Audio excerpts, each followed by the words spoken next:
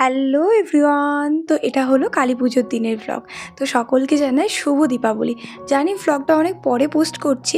জানো তো, কালী পুজোর দিন সকালবেলা একটা বোন আমাকে ফোন করে বলে যে দিদি আজকেই আমাকে নেলস করিয়ে দিতে হবে, আজকে বা কালকের মধ্যে।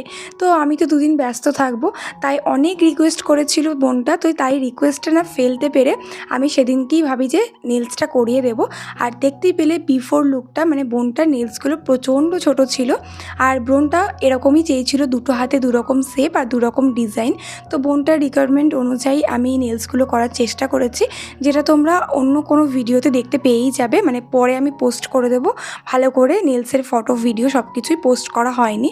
তো বিকেলবেলা রেডি টেডি হয়ে আমি চলে এলাম মামার বাড়িতে, কারণ মামার বাড়িতে আমাদের পুজো হয়, তাই অনেকটা সন্ধ্যা সন্ধ্যা করেই বেরিয়ে পড়েছি। নেলস করতে করতে অনেক লেট হয়ে গেছিলো। তো যাই হোক, এখানে আমি বসে আছি, মামার বাড়ি চলে এসেছি আমি।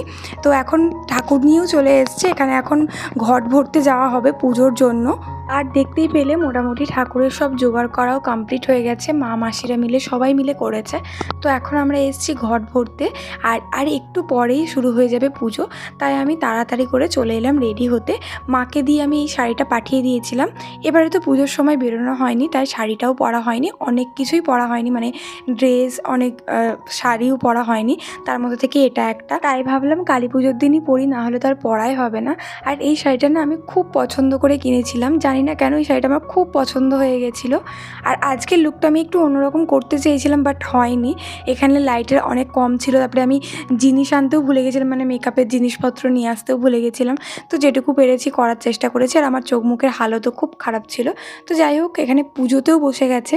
আর এই হলো আজকের আমার পুরো আউটফিট। আমাকে কেমন লাগছে অবশ্যই কিন্তু কমেন্টে জানাতে ভুলো না।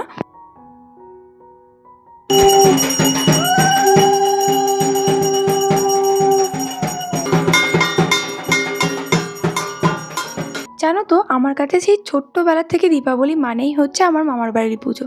সেই ছোটোবেলার থেকে আমি এখানে আসি, বাট মাঝে 2-3 বছর আমার ঠিকঠাকভাবে আসা হয়নি। বাট এবারে আমি খুব এক্সাইটেড ছিলাম।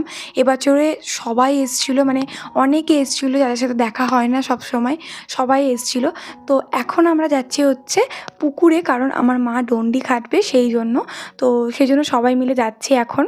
আর দিওয়ালি মানেই তো বাজি ফাটাতেই হবে। তো এখানে দেখো বাজি ফাটাতে শুরু করে দিয়েছে অলরেডি।